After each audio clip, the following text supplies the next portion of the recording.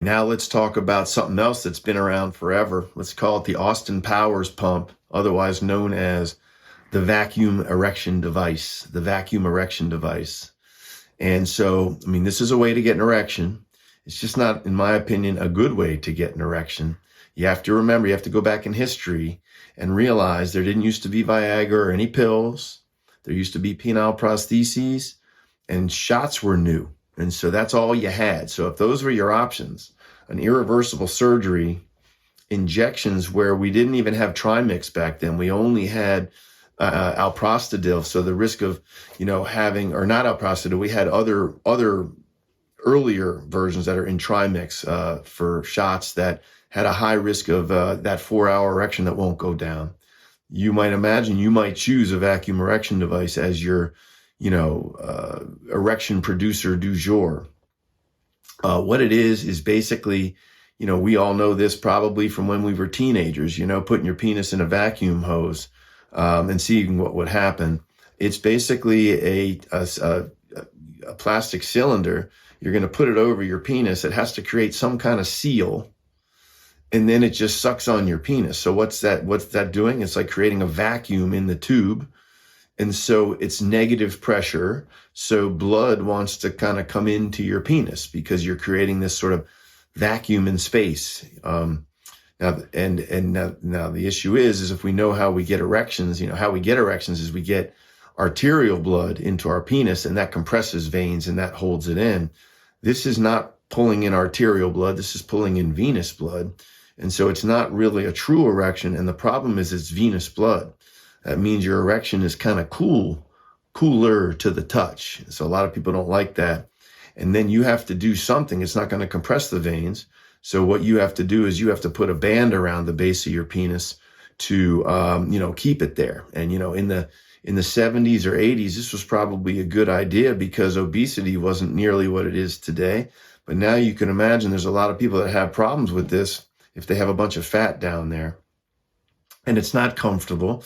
You can imagine, they didn't have dating apps back then, but imagine going on a date and then you're whipping out your pump with somebody new and putting a band around the base and all that. It's just not really something that, is spontaneous. Shots are way more spontaneous. And of course we have pills. So who would use a pump if pills worked?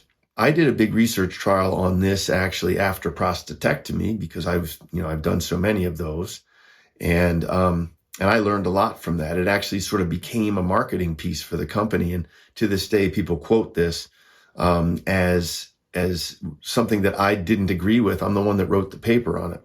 What I found after prostatectomy and why I don't really tell people to use it is it doesn't really work unless you have some of your own function. If you have a completely flaccid penis, it's rarely a good answer. It's a fine answer if you want it to be, but again, I move towards shots.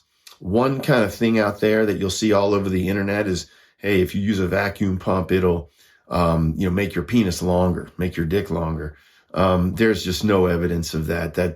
I am not a believer in that, whatsoever. Sometimes, these days we do think about a vacuum pump as maybe in conjunction with surgery or, injections where we're loosening up the scar of Peyronie's disease.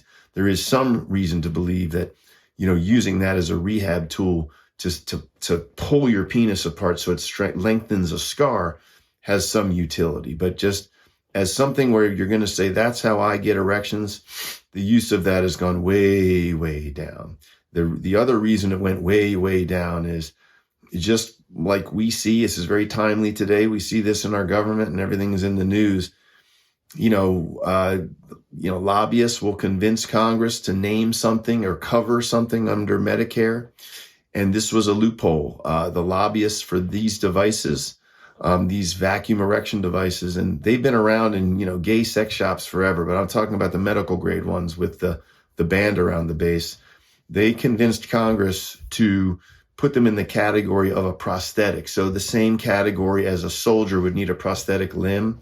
It was administrated under that auspices under Medicare, which meant Medicare covered, used to pay like $500 for these things. It was a complete ripoff.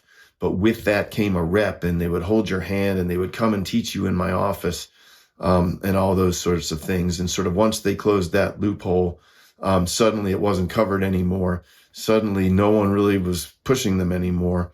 And, I still tell people, if you're interested and you get it off Amazon, you can get the same thing that used to be actually closer to $1,000 covered by Medicare. Now you can get for $100 on Amazon, same product. Kind of tells you where that was with the government. But that's when the use of vacuum pumps dropped off precipitously, is when suddenly it wasn't free from Medicare. So I'm not a huge fan, but they're on Amazon if you're so interested.